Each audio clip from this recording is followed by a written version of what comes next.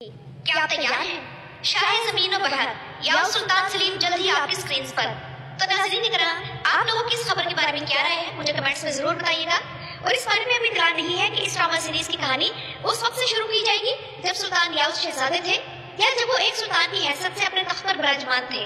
क्योंकि जिस तरह सुल्तान फातेह सीरीज में वो दौर दिखाना जरूरी था जब सुल्तान फातेह के खिलाफ गिनी चलियों की बगावत हुई थी और फिर उन्हें मनीसा के गवर्नर की हैसियत से भेज दिया गया था, तो गियास सलीम का भी वो दौर दिखाना जरूरी है जब एक शहजादे के तौर पर ट्रेबिज़ोन में उन्हें जिस कश्मकश का सामना करना पड़ा था और फिर इसके बाद तख्त की जंग छिड़ गई जिसमें सुल्तान गियास सलीम के मद्दे मुकाबिल उनके अपने वालिद थे और फिर इसी तख्त के मसले पर सुल्तान गियास सलीम की अपने भाइयों के साथ में चपलिश रही।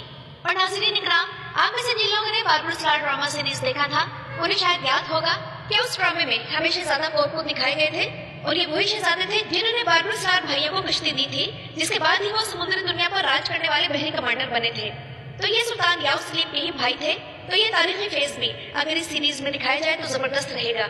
मुझे उम्मीद है कि ये सीरीज इन तारीखी वाकयात को कवर करेगी।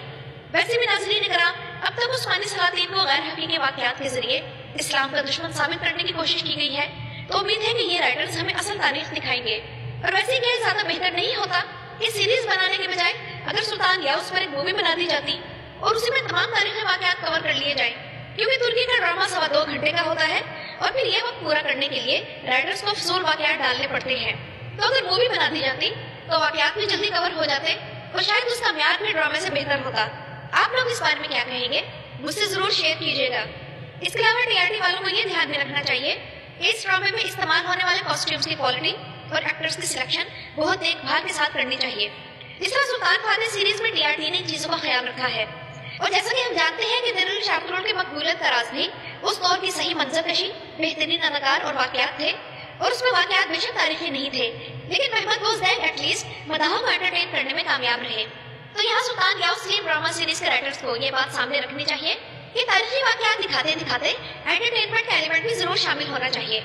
अब मुझे ये नहीं मालूम कि राइटर्स इस सीरीज में सुल्तान गियास के तख्त की लड़ाई इनके वालिद के साथ दिखाएंगे या नहीं, क्योंकि सुल्तान गियास ने अपने वालिद सुल्तान बायजीद को सियासी दबाव और उसकी कुव्वत के जरिए उस्मानी तख्त छोड़ने पर मजबूर कर दिया था। और सुल्तान बायजीद उस्मानी बादशाहत छोड़ने के बाद दिमोटिका के इलाके की तरफ रहने के लिए रवाना हो गए, लेकिन रास्ते में ही इनका इंतकाल हो गया था। कहा जाता है कि वो बीमार हो गए थे, लेकिन ये भी कहा जाता है कि उन्हें जहर देकर कत्ल किया गया था, लेकिन इसका कोई वाज़ेह सबूत नहीं। इसके अलावा सुल्तान गियास सलीम के 8 भाई थे: अहमद, कोरकुत, अब्दुल्ला, शानशाह, शाह सुल्तान, आलिम शाह, महमूद और मोहम्मद। इनमें से शहजादा कोरकुत, जिन्हें हम बाबुल सलार सीरीज में देख चुके हैं, और शहजादा अहमद को सुल्तान गियास सलीम ने तख्त की लड़ाई में कत्ल करवा दिया था।